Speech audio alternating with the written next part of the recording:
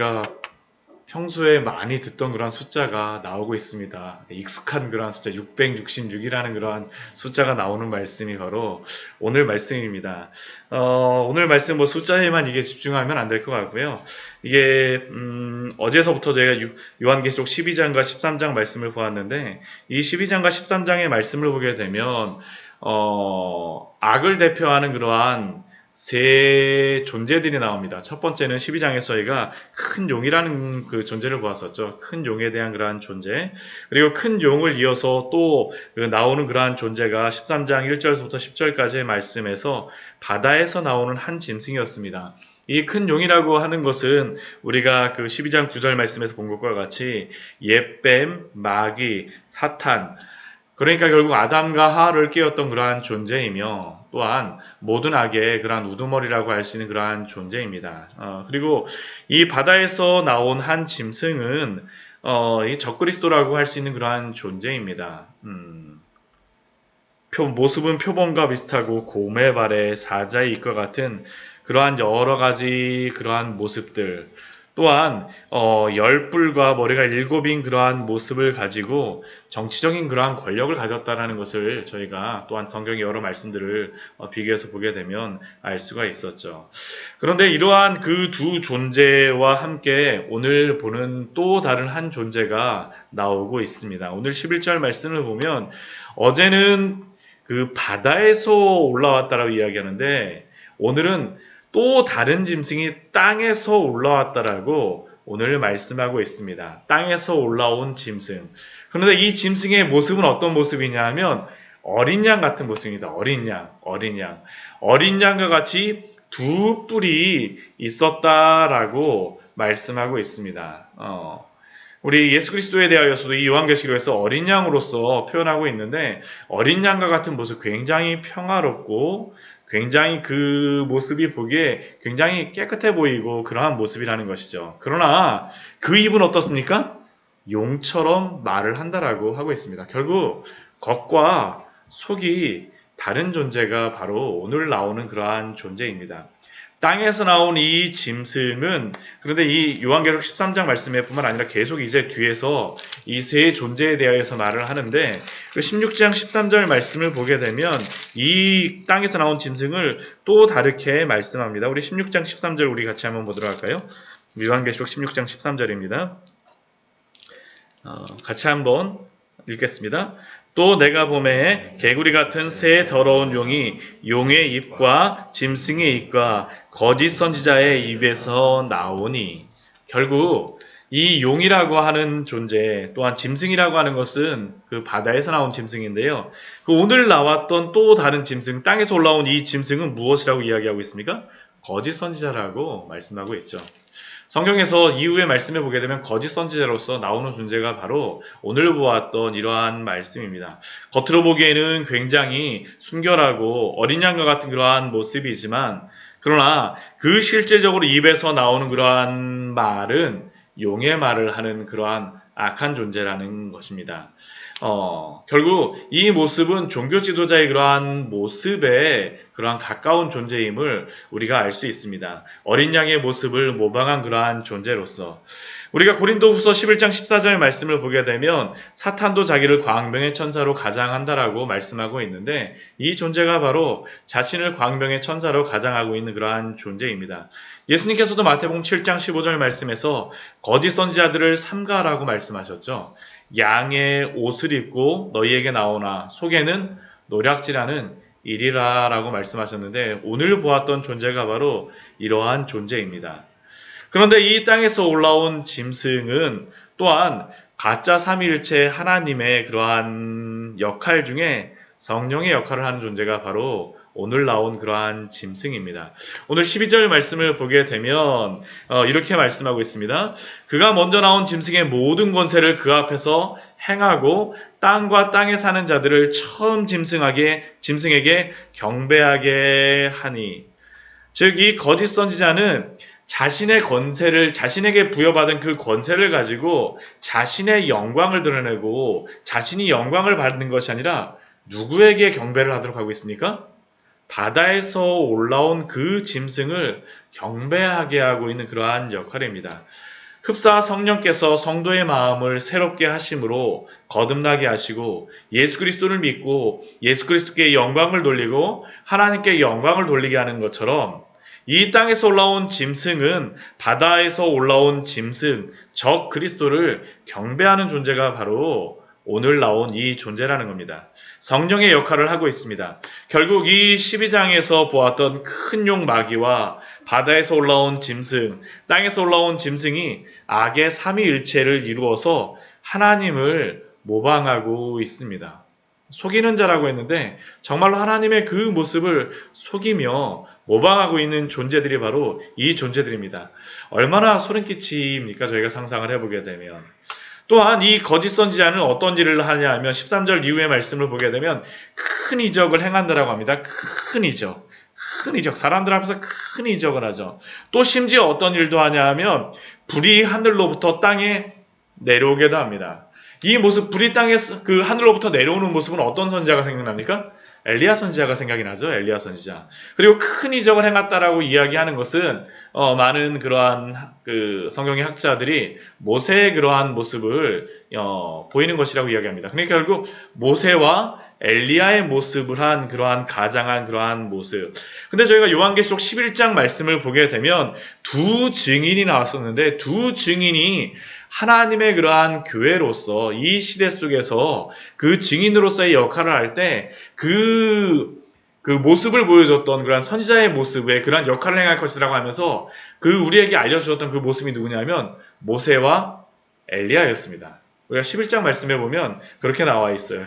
한번 보도록 할까요? 11장 말씀 보게 되면 요한계시록 11장 말씀을 보면 실제로 이 두 선지자가 두 증인이 그런 일들 하게 11장 6절 말씀을 보게 되면 그렇게 나와 있죠. 우리 같이 한번 읽을까요? 그들이 권능을 가지고 하늘을 닫아 그 예언하는 하는 날 동안 비가 오지 못하게 하고 또 권능을 가지고 물을 피로 변하게 하고 아무 때든지 원하는 대로 여러 가지 재앙으로 땅을 치리로다. 이 두 증인, 하나님의 그러한 증인들에게 이러한 권능을 이러한 역할을 할 수 있도록 능력을 주겠다고 말씀하셨었는데 이 오늘 거짓 선지자도 사실 이러한 역할들을 하고 있는 것입니다. 그러니까 어떻습니까? 사람들이 여기에 미혹하게 되는 거죠. 사람들이 미혹하게 됩니다. 14절 말씀을 보게 되면 짐승 앞에서 받은 바 그 이적을 행함으로 땅에 거하는 자들이 미혹되고 또한 이 미혹되는 것뿐만 아니라 그 살아난 그 짐승, 칼에 상하였다가 살아난 짐승, 죽은 것처럼 보였던 그 짐승이 다시 살아났다고 했는데 그 바다에서 올라온 그 짐승을 위하여 무엇을 만들게 합니까? 우상을 만들게 함으로 섬기게 합니다. 결국 세상을 미혹하며 우상 숭배를 조장하는 일들을 행하는 것이 바로 오늘 땅에서 올라온 그러한 짐승이라는 겁니다. 네. 그리고 또 그뿐만이 아닙니다. 우리 15절 말씀을 보게 되면 또 이 존재가 무엇을 하냐 하면 이 거짓 선지자가 무엇을 하냐 하면 짐승의 우상을 만들어 놓고 나서 우상에게 무엇을 주냐면 생기를 주어서 그 짐승의 우상으로 하여금 말을 하게 합니다. 얼마 전에도 제가 인터넷 뉴스를 보다 보니까 우리나라 어떠한 그 불상에 무슨 나라의 변고만 생기면 피눈물을 흘린다라는 그러한 게 있더라고요. 그래서 뭐 또 피눈물을 흘리는 것 때문에 막 인터넷에 나오고 그랬었는데 그것만 보고서도 굉장히 신기한 일이다라고 이야기를 하고 또 뭐 어디에 있는 그러한 마리아상에서도 피눈물을 흘린다라고 그러한 이야기들이 나오고 굉장히 그러한 것들만 봐도 사람들의 마음이 와 신기하구나 하는데 우상을 만들었는데 그 우상이 이렇게 말을 한다라고 한번 생각을 해보십시오. 얼마나 그것이 사람들을 미혹하게 하는 것이겠습니까? 그 짐승에게 우상 숭배하는 일들을 행하게 하는 겁니다. 근데 우상 숭배를 하지 않게 되면 어떻게 됩니까? 경배하지 아니하는 자는 몇이든지 다 죽이는 일들이 발생한다라고 기록하고 있습니다. 사실 이러한 일들은 사도 요한이 그 사역하였던 이 시대 로마 속에서 있었던 일들입니다. 로마의 황제를 우상으로 만들어서 섬기게 하고 만약 절하지 않는 사람들은 어떻게 합니까? 박해받고 순교받는 일들이 실제로 있었고 지금도 이 시대 속에서 일어나고 있는 것이죠. 지금 이 시대 속에서도 북한에서도 이런 것과 비슷한 일들이 일어나고 있지 않습니까? 이렇게 순교를 당하였던 사람들, 지금도 세계 곳곳에서 벌어지고 있는 이러한 일들, 결국 이러한 악한 존재들이 이러한 일들을 계속 행하고 마지막이 올수록 이러한 일들이 더 극심하게 일어날 것입니다. 또한 이러한 우상 숭배뿐만이 아닙니다. 우리 16절 말씀을 보게 되면 이 거짓 선지자는 또 무엇도 하냐면 경제적인 모든 것들도 다 취함으로 말미암아 사람들로 하여금 어렵게 하죠. 우리 16절 말씀 보면 작은 자나 큰 자나 부자나 가난한 자나 자유인이나 종들에게 오른손이나 이마에 표를 받게 합니다. 표를 받게 하고 이 표를 가진 자 외에는 어떻게 합니까? 매매를 못하게 하였다라고 말씀하고 있습니다. 이것도 또한 우리가 보았던 하나님의 성도들을 하나님이 인치시는 것을 무엇하고 있는 겁니까? 모방하고 있는 것이죠. 이 거짓 선지자라고 하는 존재가 이렇게 모방함으로 말미암아 또한 하나님은 하나님의 백성을 지키시기 위하여서 이마에 인을 쳤다라고 하는데 이 거짓 선지자와는 어떻습니까? 이 자신들의 그러한 악한 자신의 그러한 수하에 속한 그러한 사람들에게 이마에 표를 받음으로 말미암아 이 땅에서 잘 지내게 한다라는 것입니다. 잘 지내게 한다라는 것이죠. 그러니까 얼마나 많은 사람들이 미혹하게 되겠습니까? 결국 이 땅에서 이러한 것들의 미혹받음으로 말미암아 우상을 숭배하고 이러한 표를 받게 되는 사람은 이 땅에서는 잘 먹고 평안하게 살 수 있을지 모르겠지만 하나님의 나라에서는 그렇지 못하겠죠. 하나님의 백성들은 하나님이 예수 그리스도가 재림하실 때 그 영원한 평안을 누리게 될 것입니다. 결국 이것이 차이입니다. 그러면 이러한 짐승의 그러한 수를 받은 사람들 또한 이 짐승의 수 이것을 우리에게 또 알려주고 있습니다. 이 표는 곧 짐승의 이름이나 그 이름의 수라라고 말씀하고 있습니다. 이 수를 우리 18절 말씀에 보면 무슨 숫자로 다 이야기하고 있습니까? 666이다라고 우리에게 알려주고 있습니다. 이 666이라는 이 숫자 한때 이 666의 숫자를 가지고 바코드를 찍어서 뭐 사람들에게 이게 한다라든지 제가 중학교 때 예전에 읽었던 책 속에 이런 것들을 제가 봐갖고 와 정말 이런 것들이 있으면 어떡하나 그러고 막 생각했었고 요즘에는 또 그 몸에다가 칩을 심는다라는 그러한 이야기들을 이야기하고 있고요. 예. 그러나 우리가 이러한 것들에 대해서 몰두하고 막 굉장히 궁금해하긴 합니다. 또 그뿐만이 아니죠.